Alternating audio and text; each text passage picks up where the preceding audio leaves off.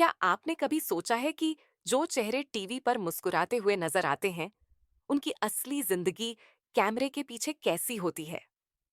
आज की इस वीडियो में मैं आपको टीवी इंडस्ट्री के उन पहलुओं से रूबरू करवाने वाली हूं, जिनके बारे में बहुत कम लोग जानते हैं, जैसे कास्टिंग काउच, अनपेड सैलरी और मेंटल स्ट्रेस।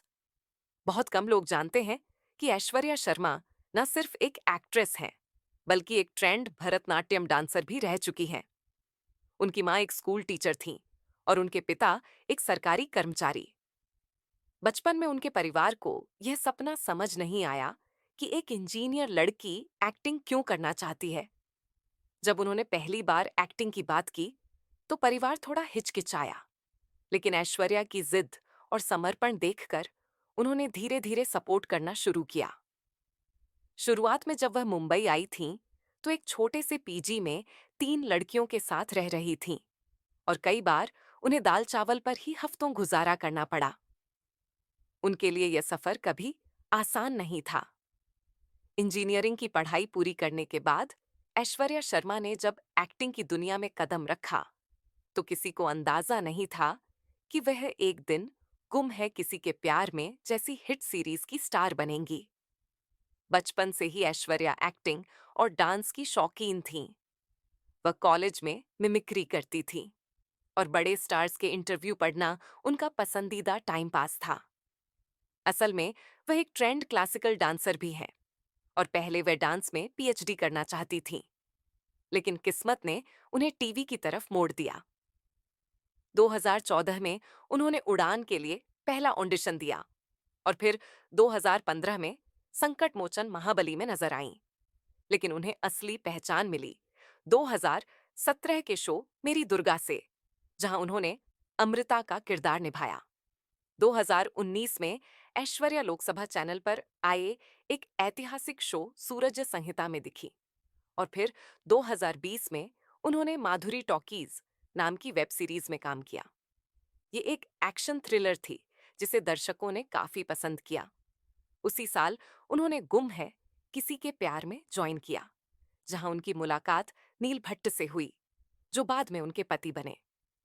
2021 में दोनों ने उज्जैन में शादी की, लेकिन कुछ समय पहले दोनों के अलग रहने की अफवाहें फैल गईं। ऐश्वर्या ने इस पर चुप्पी तोड़ते हुए कहा, मेरी जिंदगी आपका कंटेंट नहीं है, और इस तरह अफवाहों को सिरे से खारिज कर दिया। 2023 में दोनों ने बिग बॉस 17 में बतौर कपल एंट्री की, लेकिन ऐश्वर्या जल्दी ही शो से बाहर हो गईं और नील भी कुछ दिन बाद एलिमिनेट हो गए। इसके बाद ऐश्वर्या ने टीवी से ब्रेक ले लिया है और अब वो पॉजिटिव किरदारों की तलाश में है, क्योंकि वह नेगेटिव रोल में टाइपकास्ट नहीं होना चाहती। शुरुआती दिनों में ऐश्वर्या को कई बार रिजेक्शन का सामना करना पड़ा।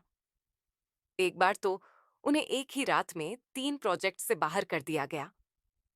उन्होंने एक इंटरव्यू में बताया कि कई बार उन्हें कास्टिंग काउच जैसी शर्मनाक स्थितियों से भी गुजरना पड़ा। एक बार एक प्रोड्यूसर ने उन्हें लोखंड वाला बुलाकर कार में मिलने को कहा। वहां जाकर जब वह बैठी, तो उस आदमी ने उनके बालों पर हाथ फेरना शुरू कर दिया। जब ऐश्वर्या ने आपत्ति जताई, तो उसने जवाब दिया, इंडस्ट्री में बिना समझौते के काम नहीं मिलता। ऐश्वर्या वहां से तुरंत बाहर निकल गई और फिर कभी उस इंसान से संपर्क नहीं किया।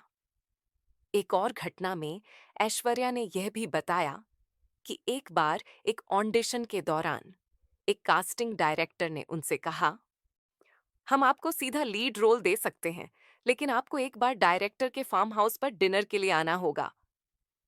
ऐश्वर्या ने तुरंत यह ऑफर ठुकरा दिया, लेकिन बाद में वह रोल किसी और को मिल गया। ऐसा सिर्फ ऐश्वर्या के साथ नहीं हुआ। एक्ट्रेस प्रियाल गौर, जिन्हें डेक्कन क्वीन और रिश्तों से बड़ी प्रथा जैसे शोज से जाना जाता है, उन्होंने भी बताया कि कैसे एक ऑडिशन के बाद उन्हें डायरेक्टर की पार्टी में बुलाया गया था और मना करने पर उनके रोल को किसी और को दे दिया गया। ऐसी ही कहानी टीवी एक्ट्रेस सनाया ईरानी की है। एक बार साउथ इंडस्ट्री के एक व्यक्ति ने उन्हें मिलने के लिए बुलाया और कहा कि उन्हें थोड़ी मोटी और भरी लड़की चाहिए।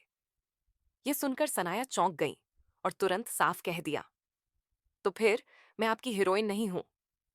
उन्होंने ये भी बताया कि इंडस्ट्री में नए एक्ट्रेसेस को बिकिनी पहनने के लिए मजबूर किया जाता है ताकि उनकी बॉडी को एनालाइज किया जा सके।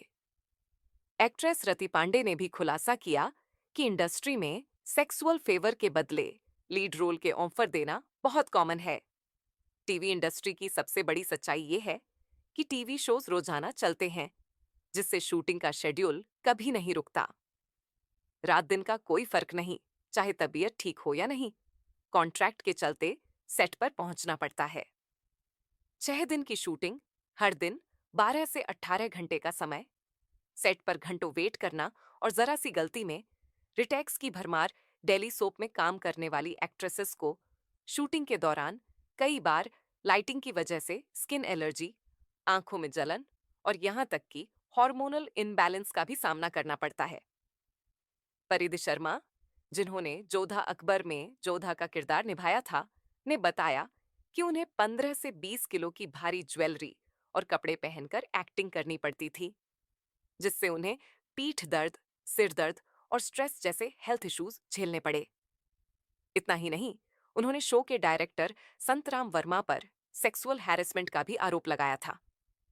उस वक्त यह मामला इसलिए नहीं उछला क्योंकि सोशल मीडिया इतना एक्टिव नहीं था। टीवी एक्टर्स को न सिर्फ शारीरिक बल्कि मानसिक रूप से भी कई मुश्किलों का सामना करना पड़ता है। एक्ट्रेस सोनारिका भदौरिया, जिन्होंने पार्वती का किरदार निभाया था, उन्होंने बताया कि एक शो के लिए उन्हें करीब 70 लाख रुपए की सैलरी देनी थी, लेकिन 3 साल बाद भी सिर्फ 7 से 8 लाख ही मिले। उन्होंने मजबूरी में सीआई एनटीए में शिकायत दर्ज की और फिर लीगल एक्शन लिया। प्रोड्यूसर ने जवाब में कहा कि शो अचानक बंद हो गया और फिर कोविड आ गया, इसीलिए पेमेंट रुका हुआ था। सिर्फ सोनारिका ही नहीं बल्कि अविनाश सचदेव, जिन्होंने इस प्यार को क्या नाम दूं में काम किया था, उन्होंने बताया कि उन्हें एक शो की फीस 8 महीने बाद मिली थी। दीपिका कक्कड़, जिन्होंने ससुराल सिमर में सिमर का रोल निभाया था, उन्होंने भी एक बार कहा था कि टीवी इंडस्ट्री में सिर्फ शूट नहीं बल्कि पेमेंट का इंतजार भी थका देता है। कई टीवी एक्टर्स अपने इंटरव्यू में ये बता चुके हैं कि ये इंडस्ट्री ग्लैमरस जरूर है, लेकिन अकेलापन और मानसिक थकान सबसे ज्यादा यहीं मिलती है। नेहा शर्मा, रुबीना दिलैक और दीपिका सिंह ने अपने अनुभव साझा किए कि कैसे उन्होंने डिप्रेशन, बर्नआउट और अनसिक्योरिटी को झेला, खासकर जब काम अचानक रुक गया या जब कोई शो फ्लॉप हो गया। एक बार रिद्धिमा तिवारी ने कहा था, आपको हर दिन सुंदर, एक्टिव और परफॉर्मेंस रेडी दिखना होता है, भले ही आप अंदर से टूट रहे हों। टेलीविजन की चमक धमक के पीछे एक कड़वी सच्चाई छुपी होती है। कॉम्प्रोमाइज के बिना काम नहीं, पेमेंट के लिए सालों इंतजार और दिन रात की थकावट, जो शारीरिक और मानसिक दोनों रूप से हानि पहुंचाती है। क्योंकि ये लोग फेमस हैं, लोग मानते हैं कि इनकी जिंदगी परफेक्ट होगी, लेकिन सच्चाई ये है कि फेम के पीछे समझौते, धोखा और अपमान की लंबी कतार छिपी होती है। अब मैं आपसे जानना चाहती हूँ, क्या आपको लगता है कि एक्टर्स के साथ ऐसा व्यवहार होना ठीक है? क्या इंडस्ट्री में बदलाव की जरूरत है? क्यों नहीं इस इंडस्ट्री में एक ऐसा सिस्टम बनता जो एक्टर्स को सेफ्टी और सिक्योरिटी दे सके? क्यों कोई कॉन्ट्रैक्ट एक्टर्स को नॉन स्टॉप काम करने पर मजबूर करता है बिना ब्रेक के? नीचे कमेंट करके अपनी राय जरूर शेयर करें। अगर ऐसे ही रियल और बोल्ड वीडियोस आपको पसंद हैं, तो चैनल को सब्सक्राइब करना न भूलें। मिलते हैं अगली वीडियो में। तब तक के लिए take care and stay aware.